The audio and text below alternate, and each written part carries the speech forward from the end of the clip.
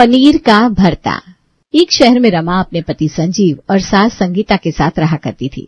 उसका एक देवर भी था जिसका नाम था शंकर। बहू, अरे ओ बहू, कहाँ हो? मैं तो यही हूँ, आप कहाँ हो? उल्टा जवाब देती हो। जवाब भी क्या भला उल्टा होता है? ए भगवान, क्या करूं मैं इस लड़की का। Thank you so much. पागल हो गई है क्या? ऊट पटांग बातें कर रही है और अब बिना वजह मुझे थैंक यू बोल रही है। अरे बिना वजह थैंक यू नहीं बोल रही हूँ। आपने कहा ना कि मैं क्या करूँ इस लड़की का, तो मुझे लड़की सुनकर बड़ा अच्छा लगा। मुझे लगा आप मुझे औरत कहोगी, और थैंक यू, आपने औरत नहीं कहा। हे भगवान, मैं बहू लाई हूँ या आफत? आप मुझे जो चाहो मान सकती हो। फिलहाल ये बताओ, आपने बुलाया क्यों? मैंने तुझे बुलाया? मैंने कब बुलाया?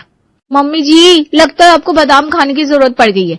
अभी थोड़ी देर पहले तो चिल्ला रही थी, बहू, अरे ओ बहू, कहाँ हो बहू? अब जब मैं आ गई हूँ तो कह रही हो कब बुलाया? अच्छा हाँ, मैंने तुझे बुलाया था और तूने शुरू कर दिया अपनी बकवास, तो मैं भूल ही गई कि मैंने तुझे बुलाया भी था। और क्यों बुलाया था ये तो भूल ही चुकी हूँ। अब जब याद आएगा तब बात करूंगी, अभी फिलहाल जा, मेरा दिमाग खराब मत कर। क्या हो गया मम्मी, बड़ा परेशान लग रही हो? अरे परेशान नहीं होंगी तो और क्या होगा, तेरी भाभी हमेशा उल्टी बातें करती रहती है। अरे आप क्या बोल रही हो मम्मी, भाभी तो मजेदार बातें करती हैं। ये सुनकर रमा और शंकर दोनों ही हंसने लगे। उसी समय संजीव घर में घुसता है और देखता है कि उसकी पत्नी और भाई हंस हंसकर लोटपोट हो रहे। वो उत्सुकता से पूछता है, ये क्या हो रहा है? कोई नया कॉमेडी शो शुरू है क्या घर में? बेटा, तेरी बीवी का शो तो हर दिन चलता है, टाइम और टॉपिक बस बदलते रहता है, और ये शो हमेशा सुपरहिट रहता है। हाँ भाभी, आपकी बातें किसी फिल्मी डायलॉग से कम नहीं होती। अब हंसी ठिठोली छोड़ो और ये बताओ आज खाने में क्या बन रहा है? मम्मी जी, आज आलू टमाटर की सब्जी बना रही हूँ। आलू टमाटर का नाम आते ही एक पल के लिए कमरे में अजीब सी शांति छा जाती है। फिर संगीता चिल्लाती है, बस अब और नहीं। मैं तो सपने में भी आलू टमाटर ही देखने लगा हूँ। मेरे खून में आलू बह रहा है। डॉक्टर ने कहा कि अगर और आलू खाया तो जैसे लोगों की शुगर बढ़ जाती है, वैसे ही मेरे आलू बढ़ जाएंगे बॉडी में। अरे ये डॉक्टर ने कब कहा? कल रात सपने में। हे भगवान, देखो अब तुम्हें कुछ नया बनाना पड़ेगा। हाँ, वैसे आप कह तो सही रही हो मम्मी जी, सच में कुछ नया बनाना चाहिए, पर क्या? सब सोचने लगते हैं, मगर जिस भी चीज का नाम लेते हैं वो तो पहले ही बन चुकी थी। राजमा चावल? अरे कल खाया था ना। मटर पनीर? अरे परसों बना था। कुछ ही देर हुई, बहस चलती रही और आखिरकार संगीता ने थक कर कहा, अरे बस, बहुत तेज भूख लग रही है, आलू टमाटर ही बना दो, कल सोचेंगे क्या नया बनाना है। रमा ने आलू टमाटर की सब्जी बना दी और सबने मजबूरन खा भी ली। आज तो आलू टमाटर दोबारा खा लिया, लेकिन अब कल से कुछ और बनाना, वरना मैं कहीं और भाग जाऊंगा। सच में बहू, मैं नहीं चाहती कि मेरे अंतिम दिनों में मैं आलू मटर खाते हुए जीऊं। ठीक है, मैं कुछ नया सोचती हूँ। आप लोग ना मेलोड्रामा करने लगते हो। खाने के बाद फ्री होकर उसने अपनी दोस्त मीरा को कॉल किया। हाँ रमा, कैसी हो? मैं बढ़िया हूँ, तुम बताओ। सब बढ़िया। आज तो मैं शॉपिंग करने गई थी, बड़ा मजा आया। तुम सुनाओ, क्या नई ताजा खबर है? वैसे तो सब कुछ ठीक है, लेकिन तुझसे ना एक सुझाव लेना था। बताओ ना, क्या बात है? क्या तू कोई नई डिश बता सकती है? घर वाले ना रोज रोज एक ही चीज खाकर पक गए और मुझे तो कुछ समझ में नहीं आ रहा कि क्या नया बनाऊं। पनीर की भुर्जी बना ले। ये क्या भला है? तू इसे पनीर का भरता समझ ले, बहुत टेस्टी होता है, एक बार ट्राई कर। मैं तुझे व्हाट्सएप पर रेसिपी भेज रही हूँ, सबको पसंद आएगी। वाह, ये कुछ नया है, शायद इससे सबके खाने का मजा बदल जाए। हाँ, तू ट्राई करना, फिर मुझे बताना। मुझे पूरी उम्मीद है तुझे और तेरे घर वालों को वो जरूर पसंद आएगा। अगले दिन सुबह का सूरज निकल चुका था, लेकिन रमा के घर में आज एक नई रोशनी थी। वजह थी संजीव का अचानक बाहर खाने जाने का प्रस्ताव। रमा की तो जैसे लॉटरी लग गई। उसने बिना समय गंवाए झटपट तैयार होकर संजीव के साथ निकलने की ठानी। चलो मेरी रानी, तैयार हो जाओ, आज हम लोग बाहर कुछ खाने पीने चल रहे हैं। वाह जी वाह, आज सूरज पश्चिम से कैसे हो गया? आप बाहर खाने के लिए कह रहे हैं? हाँ, कभी कभी बदलाव जरूरी होता है। वैसे भी घर पर वही आलू टमाटर लौकी तोरी खाते खाते आत्मा घबरा गई है। तो देर किस बात की, चलिए कहीं अच्छे से बैठकर खाते हैं। हाँ, लेकिन तैयार तो हो जाओ। रमा फटाफट तैयार होकर आई और दोनों बाजार में टहलने के लिए निकल गए। यूं ही टहलते टहलते एक मोमोज के ठेले तक पहुंच गए। वहां का माहौल बड़ा ही चटपटा था। हवा में गरम गरम मोमोज की महक थी और ग्राहकों की भीड़ जुटी हुई थी। आइए भैया भाभी जी, क्या लेंगे? पनीर मोमोज, वेज मोमोज या कुछ और? संजीव और रमा ने एक दूसरे की ओर देखा और पनीर मोमोज का नाम सुनते ही दोनों के मुंह में पानी आ गया। अब पनीर मोमोज ले लेते, क्या कहते हो? हाँ, सही कह रही हो भाई, पनीर मोमोज दे दो। बस 5 मिनट रुकिए, गर्मा गर्म बना कर लाता हूँ। मोमोज आए, दोनों ने पहला निवाला लिया और वाह क्या स्वाद था। वाह वाह, क्या स्वाद है, मजा आ गया। इतने दिनों बाद कुछ अच्छा खाया, मजा आ गया। लेकिन इसमें भरा क्या है, जरा देखती हूँ। रमा ने मोमोज खोलकर ध्यान से देखा तो उसमें पनीर का भरता भरा था। उसी पल उसे मीरा की बात याद आई। पनीर भरता बना, मजा आ जाएगा। अरे यही तो मीरा ने बताया था, पनीर का भरता, मैं भी यही बनाऊंगी। क्या अभी से सोच लिया? हाँ, अभी चलते चलते रास्ते से पनीर लेते हैं। रमा ने दुकान से पनीर खरीदा और घर पहुंचकर पूरे जोश में खाना बनाना शुरू किया। बहू, आज खाने में क्या बना रही हो? भगवान के वास्ते आलू का नाम मत लेना। आज का खाना सरप्राइज है मम्मी जी। राम, ये कौन सा खाना हुआ? कहीं आज फिर वही लौकी तोरी ना परोस दे। भाभी कुछ हटकर बनेगा तो मजा आएगा। बिल्कुल हटकर, थोड़ा इंतजार कीजिए। बस आलू हटकर मत बनाइएगा, उसके अलावा कुछ भी बनाइएगा। रमा ने पहली बार पनीर का भरता बनाया और जब सबके सामने रखा तो उसकी खुशबू ही सबका दिल जीत गई। भगवान, ये तो कमाल की चीज है। तुमने सच में क्या बनाया है? मम्मी, लगता है अब तो रोज नए नए पकवान मिलने वाले हैं। वाह रमा, पहली बार कुछ अलग बनाया और क्या कमाल का स्वाद है भाई। भगवान का शुक्र है कि आप लोगों को पसंद तो आया, मेरी मेहनत सफल हो गई। रात में सोने से पहले संगीता ने पहली बार रमा के सिर पर हाथ फेरा और स्नेह से कहा, आज तूने मन से खिलाया, दिल खुश हो गया बेटा। रमा के लिए ये शब्द किसी इनाम से कम नहीं थे। शंकर भी दूर खड़ा थम्स अप दिखा रहा था। आज इस घर में सबको बहुत अच्छी नींद आने वाली थी, लेकिन रमा को नींद इतनी ज्यादा अच्छी आ गई कि वो अगली सुबह उठने में बहुत लेट हो गई। संजीव को ऑफिस के लिए देरी हो रही थी और रमा को समझ में नहीं आ रहा था कि नाश्ते में क्या बनाए। हे भगवान, इतनी देर हो गई, अब नाश्ते में क्या बनाऊं, कुछ समझ में नहीं आ रहा। इनको अगर बिना नाश्ते के भेज दिया तो मम्मी जी तो मेरा जीना हराम कर देंगी। तभी उसे याद आया कि पनीर का भरता थोड़ा बचा हुआ है। उसने झटपट ब्रेड के बीच में उसे भरकर टोस्ट कर दिया और बना दिया पनीर भरता सैंडविच। ये लीजिए, पनीर के भरते का सैंडविच। वाह, ये तो नया एक्सपेरिमेंट लग रहा है। टेस्ट करके देखिए ना, एक्सपेरिमेंट सफल हुआ या असफल। संजीव ने सैंडविच खाया और मुस्कुराया। उसे इतना पसंद आया कि वो पैक करवाकर ऑफिस के लिए निकल पड़ा। रास्ते में उसने अपने दोस्त मनोहर को पिक किया। भाई, मैंने नाश्ता नहीं किया, कुछ है क्या खाने को? हाँ है ना, ये ले paneer bharta sandwich. Thank you यार, you are the life saviour.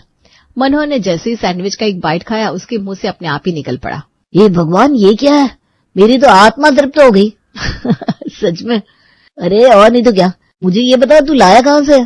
Sanjeev चाहता तो सच भी बोल सकता था, लेकिन जाने कि उसने शेखी भगाने के चक्कर में झूठ बोल दिया। अरे ये हमारे गांव के पास एक रेस्टोरेंट में मिलता है, बहुत महंगा है, 200 रुपए का एक सैंडविच। लेकिन सही बात है यार, ऐसा स्वादिष्ट खाना सस्ता हो ही नहीं सकता। अच्छा, वहाँ और क्या क्या मिलता है? संजीव अब अपने मन से ही व्यंजन गढ़ने लगा और मनोहर को और उसने एक्साइटेड कर दिया। दोनों इसी चर्चा में ऑफिस पहुंच गए। रात का समय। संजीव घर आते ही खुशी खुशी रमा के पास जाता है। अरे रमा, तू यकीन नहीं करेगी, आज ऑफिस में एक कांड हो गया। क्या हुआ? बॉस ने प्रमोशन दे दिया क्या? अरे प्रमोशन छोड़, बात इससे भी बड़ी है। तेरा बनाया हुआ पनीर भरता वाला सैंडविच ऐसा हिट हो गया कि मेरे दोस्त मनोहर उसने प्यार से खाया और वो उसे 200 का समझ बैठा। क्या आप मजाक तो नहीं कर रहे? अरे सच कह रहा हूँ, उसने तो इतना हाइप क्रिएट कर दिया ऑफिस में कि लोग अब पूछने लगे, ये सैंडविच कहाँ मिलता है भाई? ये सुनकर रमा बहुत खुश हुई। तभी उसे एक आइडिया आया, अगर लोग इसे इतना पसंद कर रहे हैं तो क्यों ना हम इसका बिजनेस बना ले। क्या मतलब? मैं पनीर के भरते से अलग अलग चीजें बनाऊंगी, सैंडविच, बर्गर, पकोड़े, पिज्जा, और अब बाहर लोगों को बताइएगा कि ये किसी 5 स्टार रेस्टोरेंट से मंगाया गया है। देखते कितने लोग झांसी में आते हैं। तेरी प्लानिंग तो पूरी फिल्मी लग रही है, लेकिन कोशिश करके देख सकते हैं। कोशिश तो करना बनता ही है, क्योंकि अगर ये चल गया तो हम लोग पैसों में खेलेंगे। अगले दिन रमा ने अपने नए एक्सपेरिमेंटल किचन में पनीर के भरते से एक नया डिश तैयार किया, भरता बर्गर। रमा और संजीव पहले इसे पड़ोसी रंगीला को खिलाने का प्लान बनाते हैं। मैंने पनीर के भरते से बर्गर बना तो लिया, लेकिन इसकी मार्केटिंग करना आपकी जिम्मे है। मार्केटिंग? लेकिन वो कैसे? अगर हमें इस चीज को बेचना है तो लोगों तक ये बात तो पहुंचानी पड़ेगी ना। सिर्फ एक इंसान के जाने से थोड़ी ना कुछ होता है। भैया भाभी, अगर आपको बात पूरे मोहल्ले में पहुंचानी है तो उसके लिए रंगीला से अच्छा इंसान कोई हो ही नहीं सकता। अरे हाँ, मैं रंगीला को कैसे भूल सकती हूँ। इसको कोई भी बात बताना, मतलब पूरे मोहल्ले को बात बताना। आप ना फटाफट जाइए और उसको ये बर्गर खिलाइए। ठीक है, मैं भी जाता हूँ। संजीव ने रंगीला को बर्गर खिलाया और बर्गर का पहला बाइट लेते ही वो चिल्ला उठा, अरे बाप रे, ये क्या बना दिया, लग रहा है जैसे जन्नत में घूम रहा हूँ। तो भैया बताओ कैसा लगा? अरे लाजवाब लाजवाब, कहाँ से मंगवाया? अरे भाई, हमारे एक जानने वाले हैं, उसका एक स्पेशल रेस्टोरेंट है, वहीं से आता है। ओ, कितने का मिलता? 300 का एक। अरे यार, भले ही महंगा है पर टेस्ट जानलेवा है। रंगीला के पेट में कोई बात रुकती नहीं थी। उसने पूरे मोहल्ले में हल्ला मचा दिया कि संजीव के पास एक सीक्रेट रेस्टोरेंट का खाना आता है। बस फिर क्या था, पूरा मोहल्ला संजीव के पास आकर ऑर्डर देने लगा। किसी को पकौड़ा चाहिए, किसी को पिज्जा, किसी को हक्का नूडल्स। क्या चल रहा है भाई? हमारे घर के बाहर इतनी भीड़ क्यों है? कुछ नहीं, बस ये समझ लीजिए लक्ष्मी माता हम पर मेहरबान है। संजीव और रमा की कमाई आसमान छूने लगी। 200 का सैंडविच, 300 का बर्गर और 400 का पिज्जा, और लोग खुशी खुशी खरीद भी रहे थे। इस बीच संजीव जब ऑफिस पहुंचा तो मनोहर भी वहां ऑर्डर देने के लिए तैयार बैठा था, और लोग भी। सबसे पहले तो उसका बॉस ही बोल पड़ा, संजीव कल मेरे लिए भी एक स्पेशल सैंडविच लाना। सिर्फ बॉस को, मुझे भी चाहिए, और मेरी बीवी को भी खिलवाना है, वो भी बहुत अच्छी कुक है। हो सकता है तुम्हारा सैंडविच खा के वो भी कुछ ऐसा बना ले। अब मामला थोड़ा गड़बड़ हो सकता है। अगर यश की बीवी असली टेस्ट पहचान गई तो, लेकिन मना भी नहीं कर सकता, देना तो पड़ेगा। अरे संजीव भाई चिंता मत करो, ये सीक्रेट रेस्टोरेंट का स्पेशल खाना है, कोई कॉपी नहीं कर सकता। ठीक है, कल लेकर आऊंगा। संजीव घर पहुंचते ही पसीने पसीने था। दरवाजा खोलते ही रमा ने देखा कि उसके चेहरे पर हवाइयां उड़ रही है। अरे क्या हुआ, ऐसे क्यों लग रहे हो जैसे किसी भूत को देख लिया हो? कुछ खास नहीं, लेकिन मेरा जो एक दोस्त है ना ऑफिस में, जिसका नाम यश है, उसने सैंडविच मांगा है अपनी पत्नी को खिलाने के लिए, क्योंकि वो भी कुछ ऐसा ही बनवाना चाहता है। अरे तो बनवाने दो, आपको क्या लगता है वो मेरे जैसा बना पाएगी? और अगर बना लिया तो? आप मुझ पर विश्वास रखो, नहीं बना पाएगी। क्योंकि पहली बात, ये रेसिपी है मेरी सहेली मीरा की। उसके बाद इसमें मैंने अपना तड़का लगाया और इसे सैंडविच, बर्गर और पिज्जा में कन्वर्ट कर दिया। तो आपको क्या लगता है 2 लोगों का दिमाग जिसमें लगा हो वो एक इंसान समझ पाएगा? बात तो तुम्हारी सही है, लेकिन मुझे डर लग रहा है कहीं हमारा धंधा बंद ना हो जाए। अरे संजीव क्यों चिंता करता है इतनी? हाँ क्यों चिंता करते हो भैया, इतने दिनों से सब लोग खा रहे हैं, क्या कोई कॉपी कर पाया जो उसकी पत्नी कर लेगी? तुम सबकी बात सही है, लेकिन उसकी पत्नी बहुत अच्छी कुक है। फिलहाल चलो तुम दे दो मुझे सैंडविच, मैं ले जाकर यश को दे दूंगा, बाकी भगवान मालिक है। हाँ नहीं तो क्या है, इसमें इतना सोचने वाली कोई बात नहीं है, तो आराम से बैठ। अगले दिन रमा ने संजीव को सैंडविच बनाकर दिया। ऑफिस में संजीव ने फिर वो सैंडविच यश को दिया। यश ने मुस्कुराते हुए कहा, ये लो 200 रुपए, और तुम्हारा बहुत बहुत थैंक यू। अब देखता हूँ कि मेरी बीवी इसकी नकल कर पाती है कि नहीं। अरे इसमें थैंक यू वाली क्या बात है, ये तो मेरा काम है। शाम को यश घर पहुंचा। उसने अपनी पत्नी को सैंडविच दिया, और उसकी पत्नी कोई और नहीं, रमा की सहेली मीरा ही थी।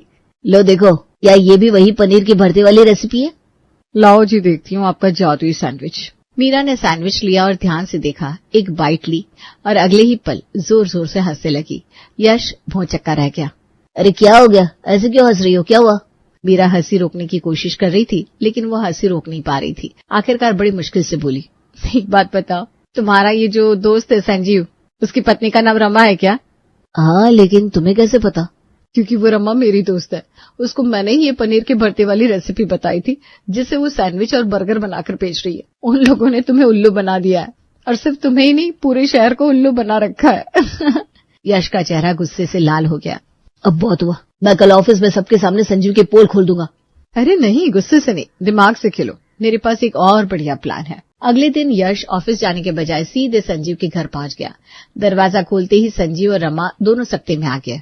कहीं ये हमें एक्सपोज करने तो नहीं आया? संजीव ने मन ही मन प्रार्थना की और उसे अंदर बुलाया। यश मुस्कुराता हुआ अंदर आया। संजीव भाई, मैं बहुत खुश हूँ। खुश किस बात पर?